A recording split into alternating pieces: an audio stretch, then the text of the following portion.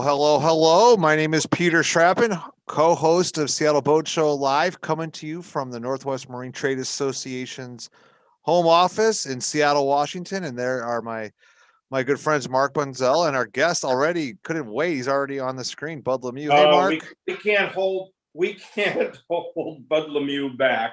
People who know Bud LeMieux know he is the ambassador of large boating for the Northwest, and we'll get into his story in a little while, but we're really glad to have him.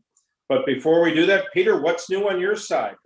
You know, it's a little bit of a quiet time. There are some Seattle City Council races that we're watching. We've got King County Executive race with the current incumbent Dow Constantine on the ballot. There's going to be a new mayor of Seattle. So that's really what's going on the political level. NMTA has a political action committee. So we've made a few contributions to the Seattle Port Commissioners who are also on the ballot. You may know that they have the Shilshole Bay Marina as part of their portfolio, as well as Bell Harbor Marina. And there's a third marina near the Jim Clark Marina on the Duwamish. So yeah, so we care about the local elections. It's those local races that really affect your bottom line at home. So that's something that we're watching. Voters, Mark, you probably have your absentee ballot by now. I do, and I did mine today, but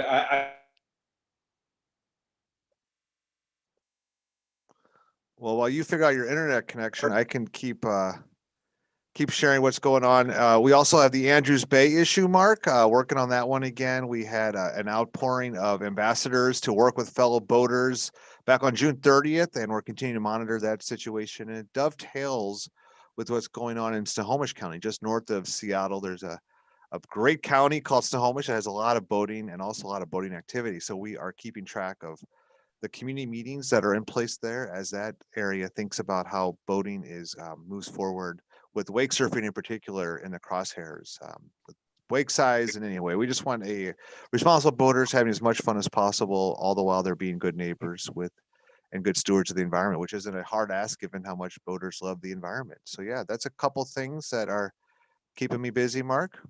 And Peter, cue me if my video gets a little too far and I may have to bounce back and try to reconnect with a better connection. But if it's holding up, it's holding up. I'm here in Anacortes tonight with Bud, and Leonard and Lorena Landon are off tonight. They left Sitka yesterday, and they're working their way south, and they're readjusting their plan based upon this announcement from the Canadian government. Yeah, I saw that in the news, and I was having a hard time making heads or tails of it. Hopefully, Mark, you had a moment or two to dive into it and tell everyone at home what is in store as we await the grand reopening of the border. Well, and to be fair, it's a little bit ambiguous, and this is what we were looking for. What does it mean for the boaters? And if you read it carefully, it talks about entering Canada as of August 9th by land, by car, or by air, but there's nothing related to marine and going in by boat. So we're watching very carefully. We're watching what they're asking those coming in by air and by car, and then saying, will that apply to boats, and how is that going to work? And there are some real issues here. So just to summarize, the Canadian government has announced that on August 9th, vaccinated US citizens will be allowed back into Canada, providing a number of qualifications. And I think it's worth covering those qualifications because I think those qualifications are going to come over to the boating world. So for example, you will need to have a recent COVID test, and they want a specific test. It's called a molecular test. And we're now checking where can you get molecular tests and what does that mean? For example, we have the Landons and others that are going to be leaving Southeast Alaska, headed south to come back into Prince Rupert, and they're going to have a COVID test in Ketchikan probably. And as we've checked, it's really hard to find that specific molecular test in Ketchikan. At the moment, we're told you need a doctor's order to get that test. So that's going to create a hurdle for some people. So we're working through that. But they're dropping the quarantine requirements. They're going in a number of directions that are going to simplify it. But one important point is the US border is not going to be open the other way. So Canadians are not going to be able to come into the US. There's no policy as to when the US border will be open. If anything, we've heard that it's going to continue to be closed until the 21st of August. So we're going to have to watch that very carefully. Now, on the good side, and good news is our good friend Craig Norris at Victoria International Marina. They're going to make a party out of this. And starting the 17th, they're going to have a music event in Victoria Harbor. And they're encouraging people to come on in, come celebrate with them. And they're working with us to determine how we can set up the criteria for how people can come into to Canada. So my advice is stay tuned. We are updating our website just about daily as we learn things. There's a lot of rumors out there. There's even a rumor of a woman who came in by air, not by boat, and did it incorrectly and was slapped with a $5,000 fine. Now, I was told when you get a $5,000 fine in Canada, you have to go before a judge if you're going to appeal it. So it's cumbersome and obviously could be pretty costly. Wow. So, yeah. Well, you've got my attention with that, Mark. That's something that we'll be watching closely, and we will continue to update folks on the NMTA.net blog and the SeattleBoatShow.com. It's such a critical issue for boaters of all shapes and sizes. Yeah. And by the way, this music event, look at the Victoria International Marina website. There's going to be tickets available. They're not available yet, and should be quite the event in the Victoria Harbor. Oh, when's that, Mark? When is it? Yeah. 17th through the 25th of July. So they're going to do it. You mean of August? July. Next July. Yeah, you're right. August. Yeah. August. Okay. So they're going to do it after the border opens on August 9th. And then the celebration will be 17th through the 25th. Tickets, it's going to require tickets. Check their website. The tickets aren't available yet, but they're going to be available just about any day. Big music event on the water, should be quite interesting. And our friends at Victoria International Marina are going to throw quite a party. And we'll have more information on that next week. Are we on next week? Yeah, we are. We are, Mark. And did you get a chance to get on the water between when we last saw you last Thursday? A little bit. I was in Everett and I left Everett and came back up to Anacortes and through the Connor. Made sure I didn't run aground in the Swinomish Channel. And strangely enough, I had a close call. I'll admit it. I know the Swinomish Channel and I was paying attention, but I wasn't paying attention.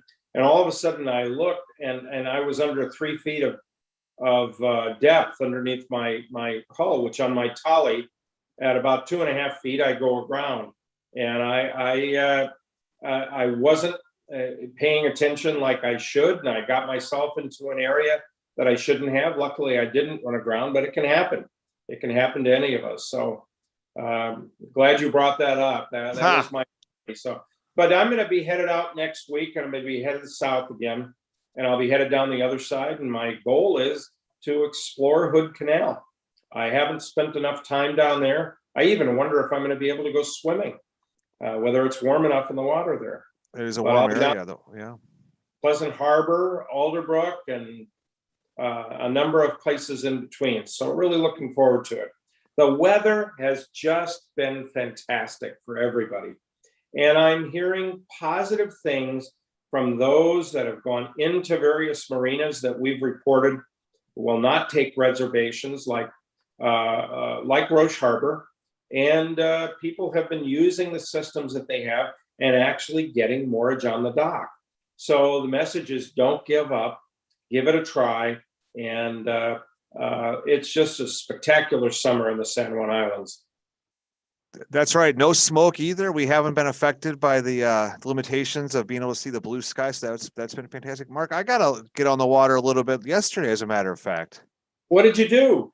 Well, thanks for asking. So yeah, I took a flyer on this idea. There's the NHL draft occurring at Gasworks Park right on Lake Union. So I borrowed my coworker's paddleboard and took my son August down to the water, and we hopped on, and we had our life jackets on, of course, and we were down there with about, I don't know, 80 other paddleboarders and boats of all shapes and sizes and all kinds of fun activities going on. And we actually, August and I found a little spot where we could belly up to where these new NHL players were standing as they were in their press conference. So imagine it's just them standing up, and we've got our paddleboard right here, right next to their feet. So I could see kind of their footwear. We spotted a new player who's got some swollen ankles, which I'm not sure if the Kraken were aware of that. We haven't reported that injury yet, but it was a real once in a lifetime opportunity. The buzz around town was incredible. The traffic was there, was palpable, and there was a lot of excitement in the Seattle area as we gear up for the first season, the inaugural season, the Seattle Kraken, which take the ice, I think, October 13th. Yeah, it sounds about right. I've been a hockey fan for about the last 15 years from my former home with the San Jose Sharks. And I'm kind of looking forward to the Kraken and seeing what happens. Yeah, they did a great job really allowing boaters to play a role in the draft. The ESPN2 carried it, and they were always constantly showing the boats. The Kraken directors, president put up a big television screen for boaters to be able to watch it. They only allowed 4,000 people in to take part of the festivities, so the boaters did not have to register anywhere. And so we had the best seat in the houses, and I got to stare at a bunch of famous people's footwear. So that was something to behold. It sounds fantastic if you're into footwear. Yeah, But, well, I'm gonna up my game, Mark. But that's Yeah. something I learned. So yeah, that was my getting on the water is always a fun adventure. So we had fun yesterday, and that's And my I'm update. Crabbing is fantastic. People are just going out crabbing and they're just nailing it. Area 7 is open, and people are doing quite well on crab. So I don't know if we have anybody out there to put something up in the chat line, but if you really slated and brought home a lot of crab, let us know. I'll be over at your house to just take a little sample, make sure it's good stuff. Yeah. I may put my favorite crab cake recipe in the chat box if I can find a moment or two. And I know I hear Bud kind of piping in from, he can't help control himself. Bud, what's going on with you? Mark, do you want to tee up Bud for us?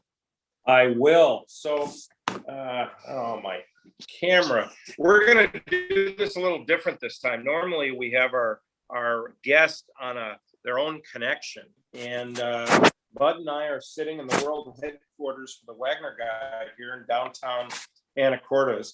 And I had the privilege, we're going to have to move it into the camera, but there we go. I had the privilege of hearing about Bud's book, and we're gonna push it, and this is available. And Peter, you can ring the bell. Yeah, but, I got to track down the bell, but yes, it's considered wrong. We have the book. It's interfering with my background here, but Bud's new book. Yeah, I'll put the book in the chat. Actually, Okay. I just found it on Amazon, and people can go crazy ordering it. Yep, The Road of a Boat Builder. There, we have it in the Waggoner store, and I think if people request in the Waggoner store that they want an autographed edition of The Road of a Boat Builder, and I think Bud will probably sign their book for them. There it is. Bud's holding it up.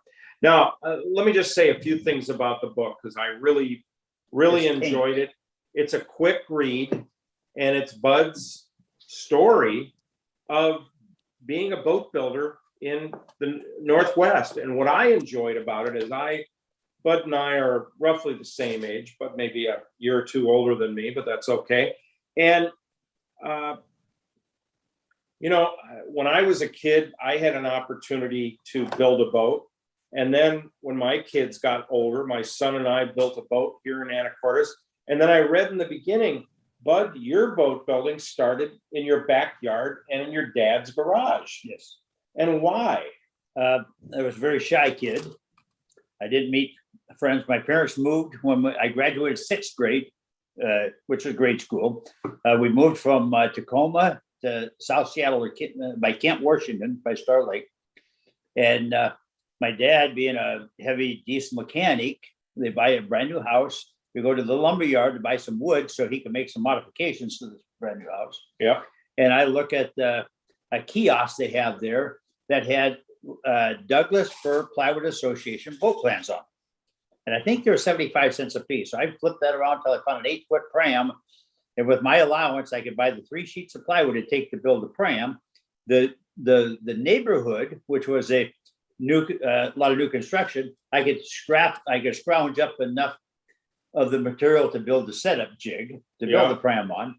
And that winter, I built an 8-foot pram. Then the next summer, I built the thing to use it.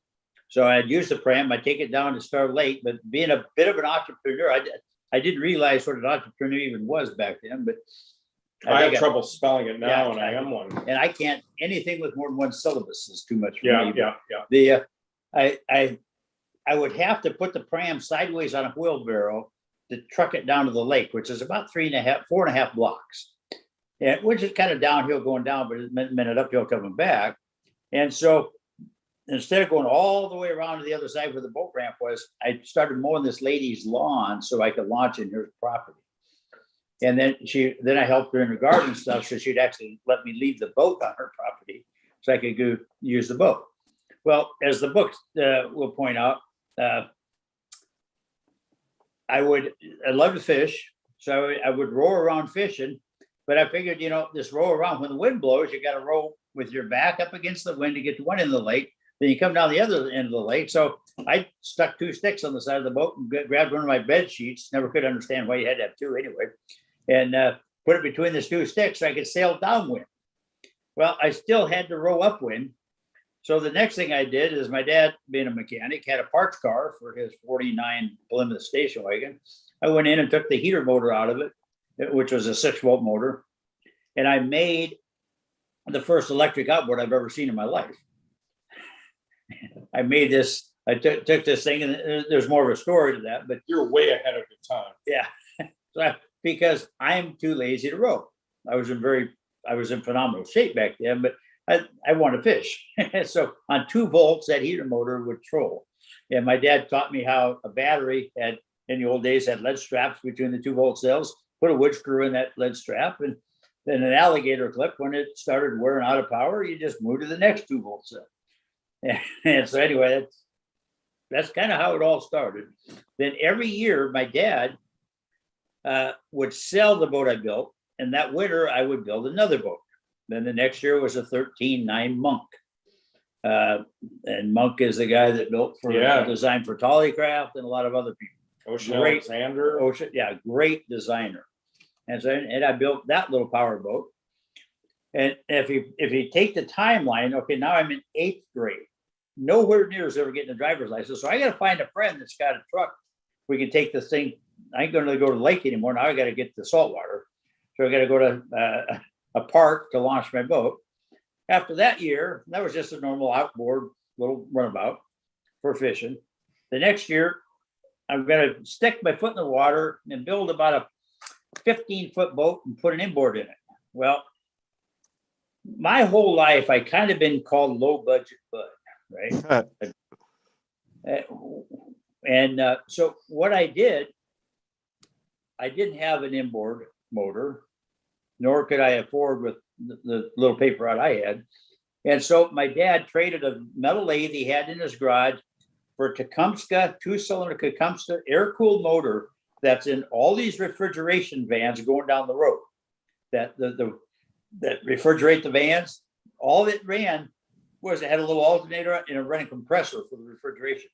Well, I figured out a way to hook a shaft to the back of that, run out the back, welded up my own strut, or made my own strut, and took a prop off an outboard. And so now I had an inboard boat, dry exhaust out the side, made a fitting that looked like what you put in a tent, so I wouldn't burn the plywood. And the only problem with it, as soon as you started it up, you're in gear, you're going. And so I'd have to paddle off they had a lift system at Redondo. I'd have to paddle off the lift, kick the boat around, fire it up, and there we go. Inefficient. That was okay, but that wasn't what I wanted. So that year, that boat goes away, and I build about a 17-footer, and I go down to a junkyard, have my mom still no driver's license. Now I'm in 9th grade, right? Have my mom take me to a junkyard. And the coincidence is that junkyard is now the location of Delta Marine, where I actually end up working later in my life. But I found a car, roll it over, and get an Austin 4-cylinder gas engine with a 4-speed transmission out of the car. So I put that in the boat. So now, but I had to have the clutch. You steer alongside the motor so you can push in on the clutch, pick the gear you want. But I had a neutral and I had a reverse. So now I could back off the lift and I could troll it, whatever gear would work. And so that was that year. Then the next year, well, that wasn't quite right. It wasn't quite good enough. So I built a little bigger boat. And my friend, who we're still friends to this day, he owns a little company up here, started a little company up here called Banana Belt Boat. He was selling a lot of Bayliners, Mr. Ripley. They had their own junkyard, literally their own private junkyard. And he had a Studebaker car in that junkyard, an old Studebaker. That car had a 6-cylinder inline engine with a 3-speed automatic transmission. My dad, being the brilliant mechanic he was, he told me, he says, that transmission, that's a Waggoner transmission and has a thrust bearing in the back of it. Cars don't need thrust bearings. There's no reason for it. But that one has one. So I horse traded a 25-horse Johnson outboard that might have run at some point in its life for that engine and transmission in that car. And I took the engine transmission in the speedometer and I hooked the speedometer up in the dash. So when it went into reverse, the speedometer to go below 0. So now I knew it was in reverse. Okay. And so, but you put it in gear, you take off, you put it in gear, go all three gears, and then you take off. It only downshifted going up one wave once, scared the hell out of me. I didn't do a really good introduction of Bud. We're talking about the small boats that he built and how he started. But to jump ahead, Yeah, we Bud both small was boats. what, 20 some years at Delta Marine? About 23 years at Delta Marine. Well, I started building wood boats on Lake Union. I left a really good job to go build wood boats at Lake Union, and that place caught on fire and burned. Right. And so I lost all my tools and everything else. And the people at Delta Marine went there and said, hey, if there's anybody good, send them our way. So the next day I interviewed at Delta Marine and I got a job there. And Delta Marine builds some of the most beautiful large yachts and super yachts you've ever seen. Yeah. And Bud was there for some 20, 22 years. And then started his own company, Northern Marine in Anacortes, also building gorgeous boats. And so Bud has had a colorful career all the way through this. And he's invented a number of things. I mean, I was surprised when I read the book that Bud came up with the innovation of separating on your electrical panel the AC side from the DC side. Before that, All in one box. all in one box. And before that, it was just a jumble. Yeah, different boxes. Yeah. And I did it all. I couldn't find anybody to tell me that you can't do it. So I did it. And remember, I'm a carpenter by trade. So I'm doing all these electrical designs and mechanical designs and all the rest of the stuff while I'm asleep at night. So, Bud, I think I know the answers, but you're completely self-taught. Like you don't have a licensed carpentry. Like, I mean, you taught yourself due to your relation with your father and just being a quick Yes. study. My dad was my mentor, so to speak, but I was very fortunate. He was a really smart guy, but he also let me do this stuff so I would learn more. And he was basically, he was my safety net. If I was screwed up too bad, he had a say in. He said, son, we had several of them, but one was, he said, son, there's a God for fools and children both, and you fall in both categories. You should be okay. So, and this is the amazing thing, because when you see some of the beautiful boats, and many of us have seen them on the water, Alliance, right? Alliance, Atlas. built the Alliance for the guy that perfected the birth control bill. Yeah, yeah. And the list goes on of the famous boats that he's built. Now, but I was intrigued because in the book, you graduated to bigger and bigger boats. Many of them you built for yourself. And then when you got to a point where you wanted a boat to go out and have fun with, what did you do? I stepped all the way up. I did my research and I stepped all the way. I mean, I got into boating deep. I bought a Bayliner and And Bud, what do you own today after all the beautiful yachts? I don't know how many total. I bought my third Bayliner. Okay. I got a 57-foot Bayliner. There are some people who have Bayliners who are watching, who hopefully you will feel incredibly proud now, because Bud and others in the boating business, when it's time to get a boat that they can go out and have fun with it, buy a Bayliner. Well, the Bayliner got a lot of people in the boat. Orrin Essen, who I met several times, got a lot of people in the boat. And but Tollycraft, Yeah. when Tolly sold his business, I spaced on the fact that you had a Tollycraft. I do. At North Harbor Diesel today is a package that Tolly Tollefson gave me when after he sold his company, he was redesigning he designed a 55-foot, another one. Yeah. And she's going to copy that off and we're going to give it to the Tolly group. Oh, no kidding. Yes. Oh, that'll be But great. he's given me a few letters and a bunch of, he met me after I started my company up here. He sold him and Mike, and the dog, came up and met me and were really impressed with what I was doing. I was building these expedition boats and we're building the one for Bruce Kessler. Yep. The first one up here. I built the original Zope and the Spirit Zope up here. And I took him through the whole boat. He was impressed with the workmanship and everything else. They were standing outside the boat and he said, oh, well, and when we went through the whole boat, it says, one of the things that I've done to these boats is make them very quiet so you can't hear. He said, God, I'd like to hear that someday. He says, Golly, the boat was running. We're testing the engine sitting on the beach. The boat was running when we walked through. He said, no way. Walked off, went underneath, and here's the exhaust coming out the bottom. So he was really impressed. But he was a great guy. I really liked Tolly. Yeah. I think Tolly was a great guy. Well, his boats are fantastic. He builds a great boat. attest to it. I actually tried to buy one before when I was trying to get this last boat. Yeah. And Mark, where's the Okay. Tollycraft rendezvous? It happened already, and I believe it was at Roche Harbor. Oh, nice. I got a note from our friend Mary LaFleur, and she said, how come you're not here? And I was somewhere else, and she threw me under the bus and I wasn't there for the rendezvous. The rendezvous is incredible because you get a bunch of people, and if any of you are fortunate enough to buy a Tollycraft, you're part of a family. And that family looks out for each other. There's spare parts available, decals, shirts, all kinds of things. Yep. And Tolly owners are pretty enthusiastic boaters.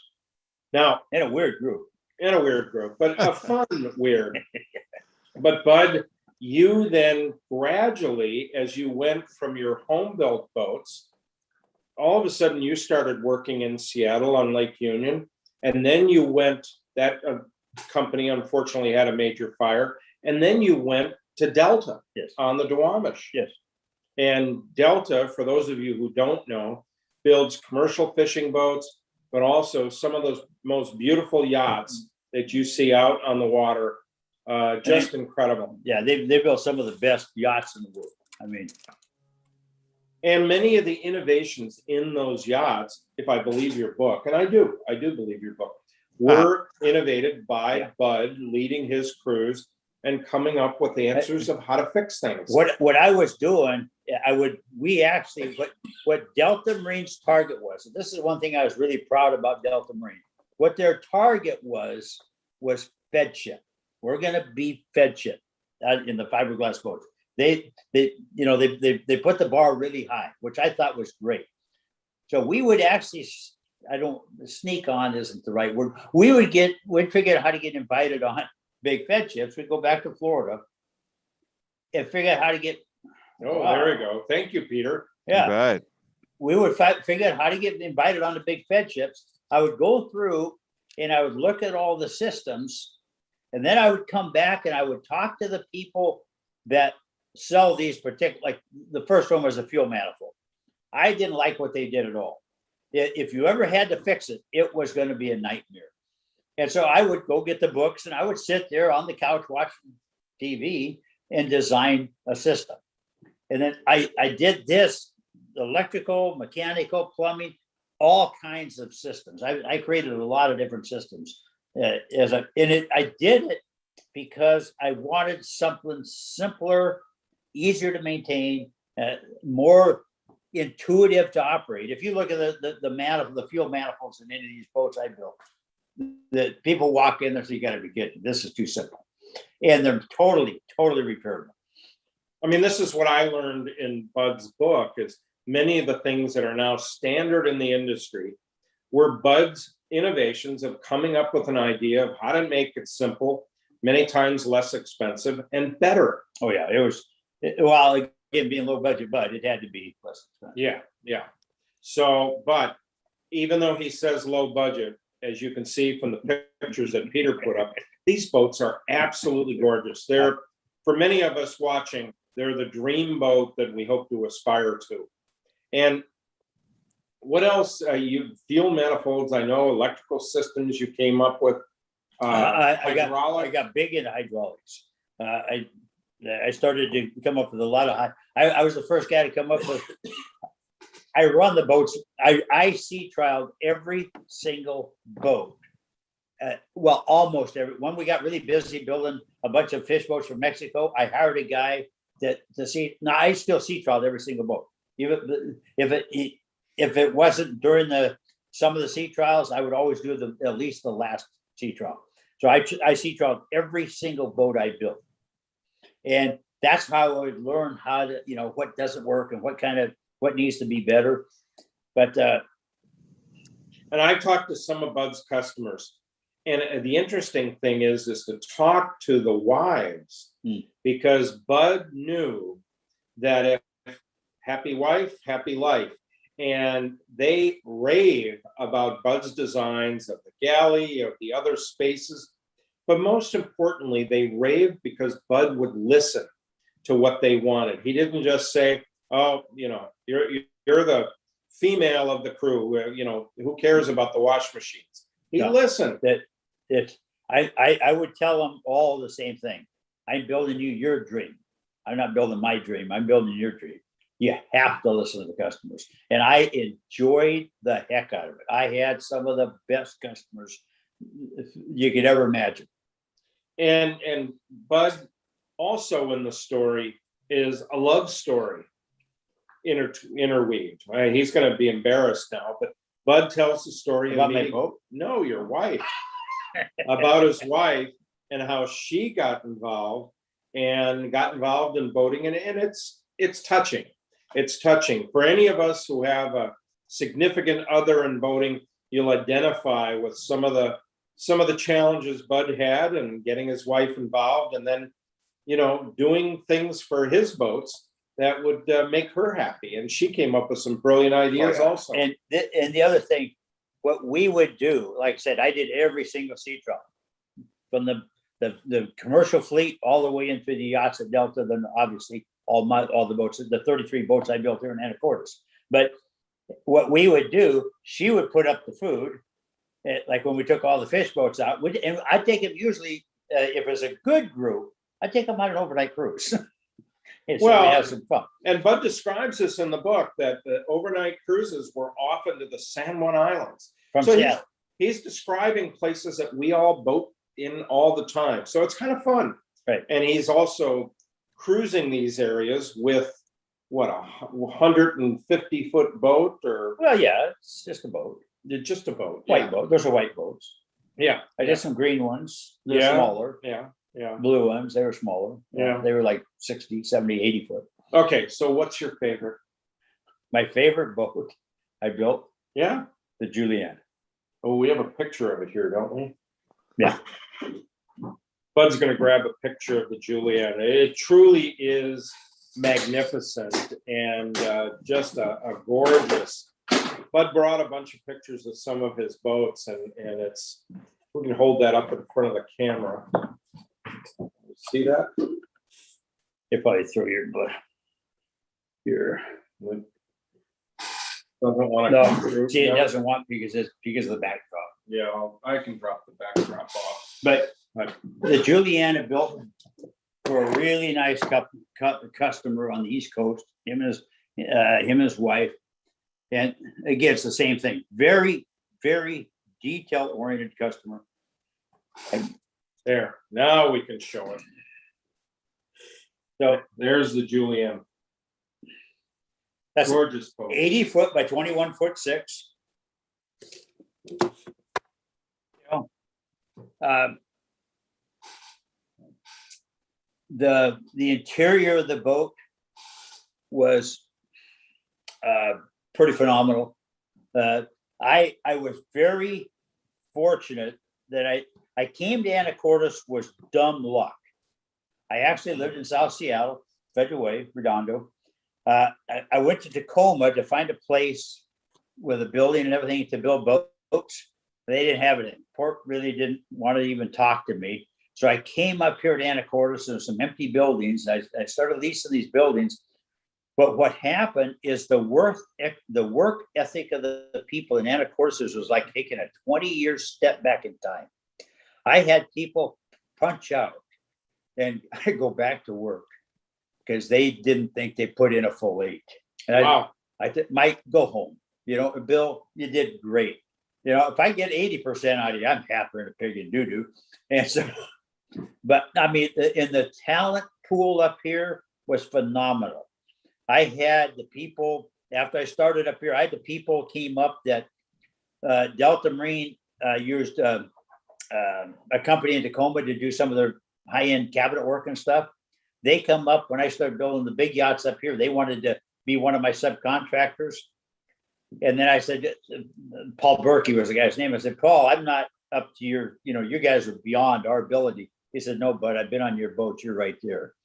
And so then once I started building those big boats, all these big boats, including the Julianne, they get nominated for what they call an International Super Yacht Society Award, anything over 80 foot. The first year I built something at 80 foot, and I also built the same year I delivered a boat at 130 foot, the Magic. Both of them made top 5 in the world. The first mega yacht, my group built in Anacortes, top 5. The second, this Julianne, number 1 in the world for showboats, international. So you put Anacortes on the map in terms of high-end yacht building, and to some degree, Seattle. Yeah. Oren was doing Westport, and that was towards Port Angeles and out west, and who else was your competition back then? Well, I was very fortunate. I didn't have any competition in the country until I got into the big yachts. My only competition was in the trawlers, which is Nordhaven Oh, and sure. Saline. And believe it or not, I helped my competition. Even when we got into the big yachts, I promoted Delta. I would promote Westport. I would promote Christensen and all these guys. And so because what my theory was, if we get a customer up here, we should help each other out. And I actually had a meeting with these guys, the part of this group. We should help each other out because I'm building a different boat than you're building. And so if you find out that this customer comes up, really needs what I'm building, and I have a customer that really wants what you're building, we need to, you know, keep these people in the Northwest. And so that's kind of how I rolled. And that's it resulted in some incredible vessels, and many of those vessels left here and went to the East Coast. Almost all of them. The only big boat that didn't stay here was the After 8, which is up in Canada. Yeah, I know the boat. I run into it every year up there. Yeah, It looks like a gypsy camp. They have all the grandkids on it. they do. They do. They love it, and they love it. You see it up in Desolation Sound All the all the time. So this is the part of the market that I wish I could be a part of, but my checking account doesn't account for it. Now, you get to experience these great boats. You test them. what do you like? Where's your sweet spot of what you like in terms of a boat? Well, my wife had this discussion with me one day because when they had that $50 million or 200 million, the big lottery of several years ago, she actually bought a lottery ticket. She said, if we win this, you'll probably want like a 120-foot boat or something. I says, nope. What would you me, want? The 64-footer that I built with 3 staterooms just worked. That was as big as I would want. Okay. The 57-foot, that was that was the boat. There's a lot of innovation in that boat too. If you look at the anchor pockets on that boat, I sat down with and I used all local talent as much as I could. And I had the anchor guy, Rick Carlson, Davis, he used to have Davis Anchors. He came over here. We sat down in the chain locker on that boat. And I says, I hate anchor pockets because your anchor comes up in them. You get in heavy sea, water squirts out through the hole on top, and they sit there rattled. You got to go tighten them up. We designed, I told him what I wanted, but he came up with an anchor that plugs the hole when it seats the bottom. It looks beautiful and it just works. The other little stupid thing I did, if you look at all those port lights down the side of the boat, they're all Freeman Marine. They're up and down instead of sideways. They're all built sideways and you lift them up. These you open like a door. And I called up Freeman Marine and says, is there any law that says I can't turn these 90 degrees? And the reason I turn them 90 degrees, you look at all the boats, you stand there and you look out the port lights, you got a little baby view. You turn them 90 degrees, you can see water in the sky. And so I started doing that. Now you see everybody doing that. Yeah. That was the first boat that night port lights were 90 degrees. No kidding. I want to bring your attention to this, Mark, for sale and charter. Yeah. So, so Bud, where do you go now? Now, eventually, and I watched you go through this here in Anacortes in the last couple of years, that you said, okay, it's time to retire. And a lot of us, and what? I'm trying. That's true. I'm trying.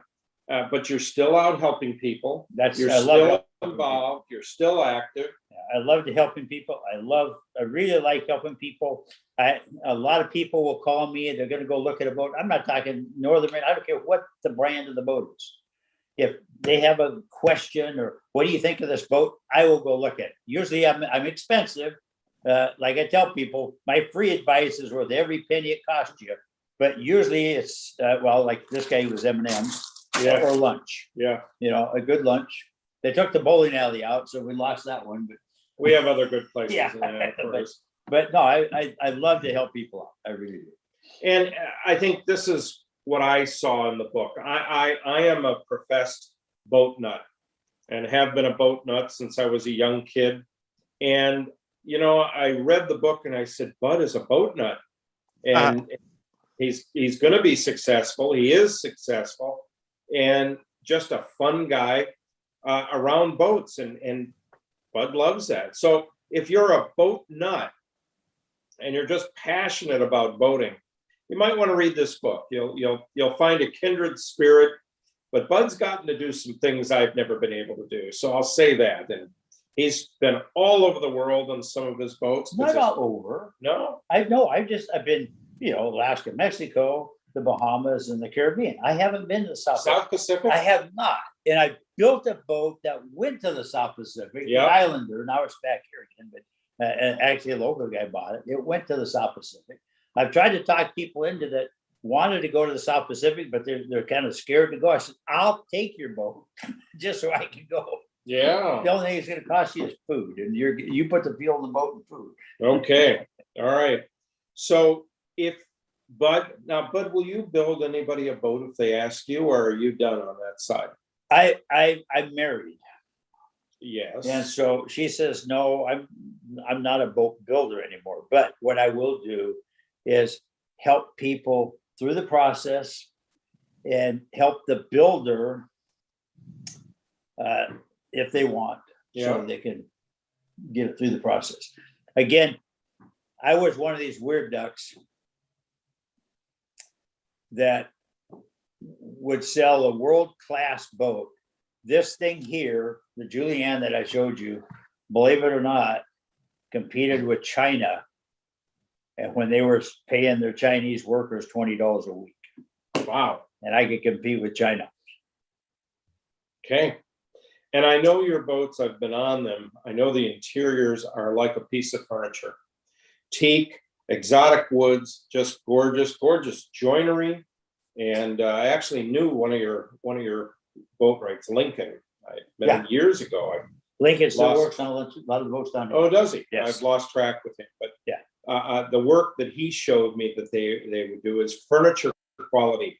And as Bud said, feed ship was the goal. That's one of the top European boat builders Yes. in the world. And here we had in the Northwest in Anacortes, boats of that quality competing at that level. And this guy did it. He did it. No, I would have monthly meetings with my crew. My crew at one time was 330 employees. It averaged about 180. But I would have monthly meetings.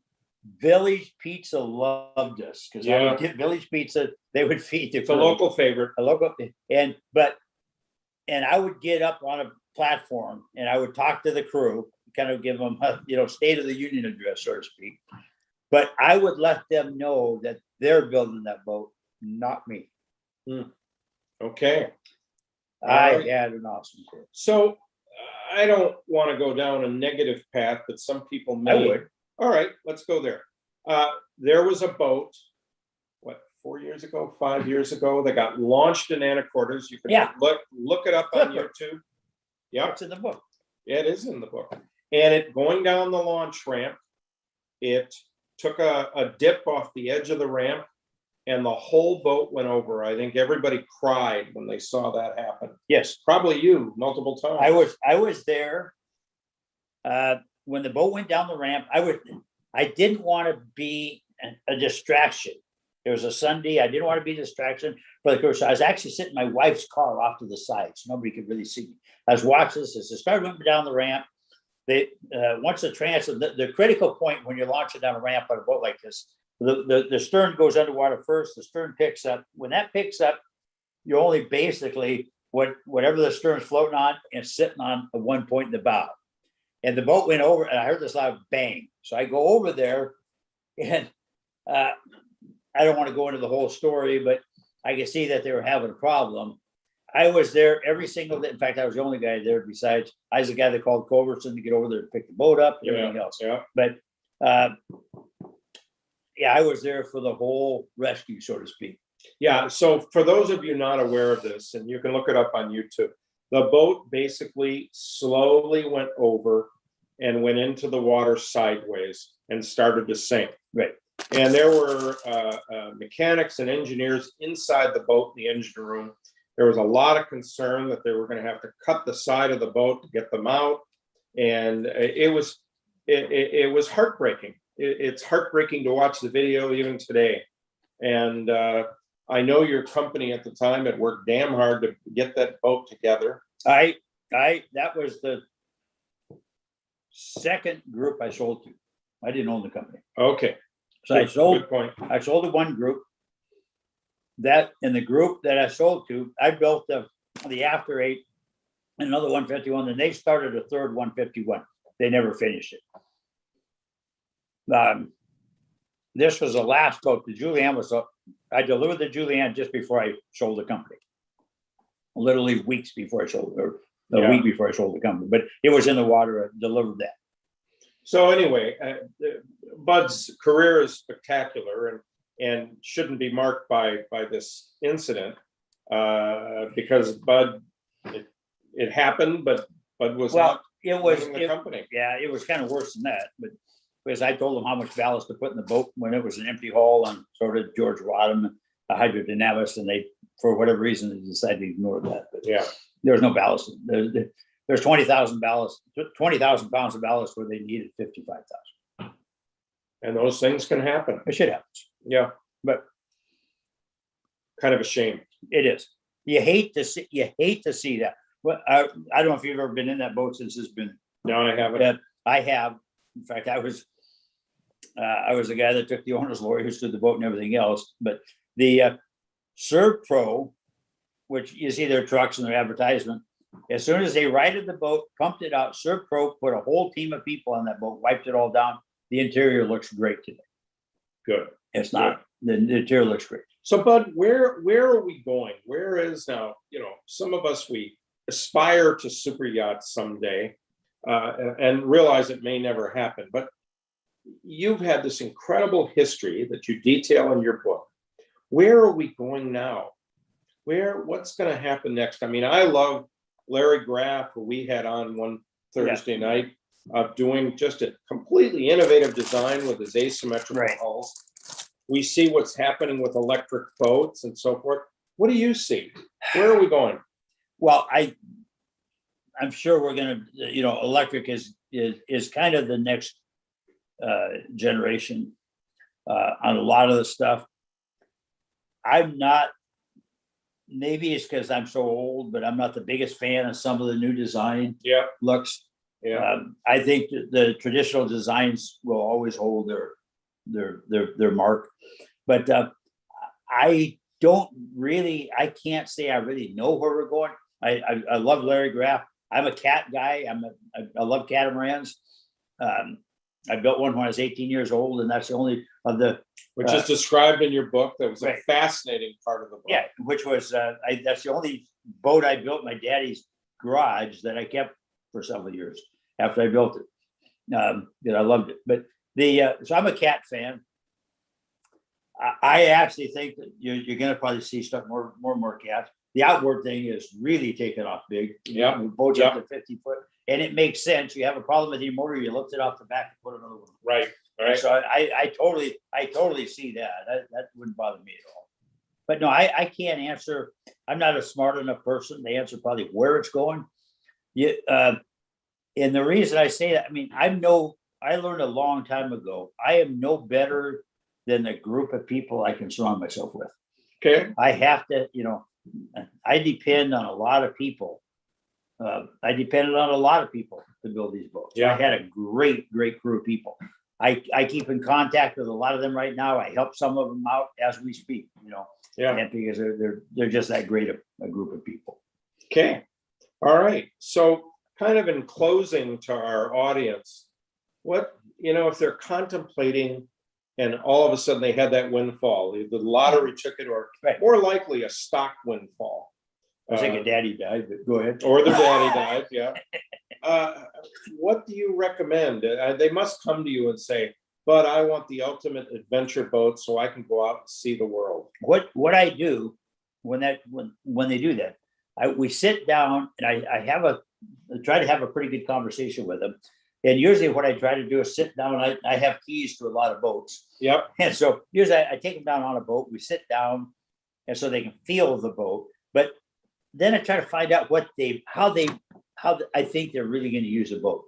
That's going to determine the type of boat they're really going to want. Okay. You're going to want something that can go fast and jump higher. You're going to want something that got a lot of legs and you take off. Yeah.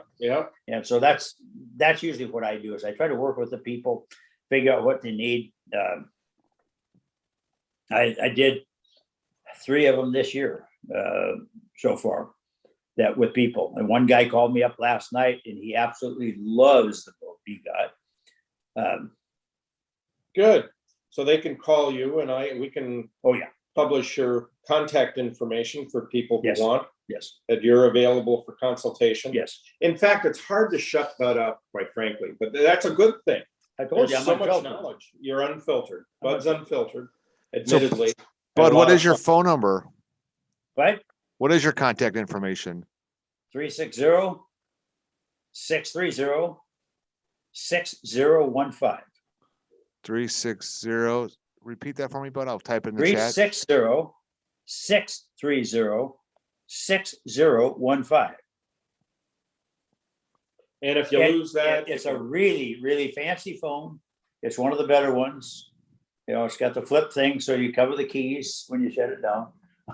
Protects the keys. Protects the keys. Low budget Bud. Yeah. So, Bud, this is fantastic. And I obviously, you can tell, I read the book, recommended it, called Bud up and said, "Bud, we want to share this with our Seattle Boat Show Live audience. Would you spend a Thursday night with us here he is. And it's been a lot of fun reading the book and also talking and getting to know Bud. So if you get a chance, it's a gift. Well, So, and the other thing, I've watched some of your, now they have your little sign-in thing. yeah, yeah, Like I watched the one on derelict vessels. I'm involved in the derelict vessel thing, yeah, you are. which isn't, I did talk to the guy you had on Yeah, the DNR. yeah, I talked to him. We have a real disconnect right now between DNR and DOE. DNR had 300 and some boats they wanted crushed last time I talked to them, and the DOE says there will be no boat crushing. So yeah. so We've got these are Peter's challenges every day, Yes. right, Peter? That's right. Uh, You're Dealing with a lot yeah, of conflict. so we're gonna crush them inside. We're gonna Uh-huh. put them in a building. okay. All right. You heard it here first. So- Well, thank you, Bud, for being on the show. As always, I learned a lot just being around in your presence. So I appreciate your honesty and your openness to talk about these issues. So thank you. Okay. All right. Mark, well, I will see you next Thursday before we take our month off in August. Yeah. What are you going to do for your month off? Are you going out cruising again? Yeah, spend a week in the San Juans, to be determined. So, yeah, Okay. looking forward to it. Yeah. Peter and I usually bump into each other, not planned. I was thinking about this when I was in Langley last week. I thought, I wonder if I'll bump into Peter, but I didn't. But Langley is still fun. Excellent. Well, thanks everyone for being at home and spending your Thursday evening with us. We hope you have a lovely evening. My mom put in the chat, don't forget to look at the moon. She's already seen it in the Midwest, so take a look at that. We got a full moon tonight, so enjoy Yes, that. it was And gorgeous last night. we through will the go trees. out. We'll go out in style, Mark, as we always do, with the colors from At our Roche friends Harbor. at Roche our Harbor. friend How's that Kevin sound? Carl. Yeah. Okay, good night, everybody. Good night, everybody. They got a 95. Loves it. Good afternoon, Kevin Carlton here, Harbor Master of Roche Harbor. Welcome. Talk to you a little bit today about the color ceremony of our Roche Harbor Resort.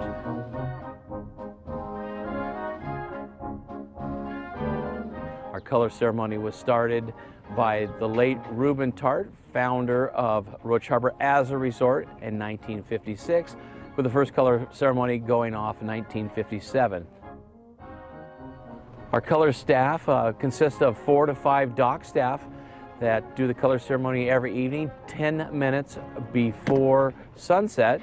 They'll march out to Colonel Bogey's March to the flags, where they promptly take down the Roche Harbor Burgee first, and then they'll take down the Washington State flag, and then take down the Canadian flag, and then followed last by the British flag, and then the American flag comes down with a salute to colors by a cannon, and then plays taps.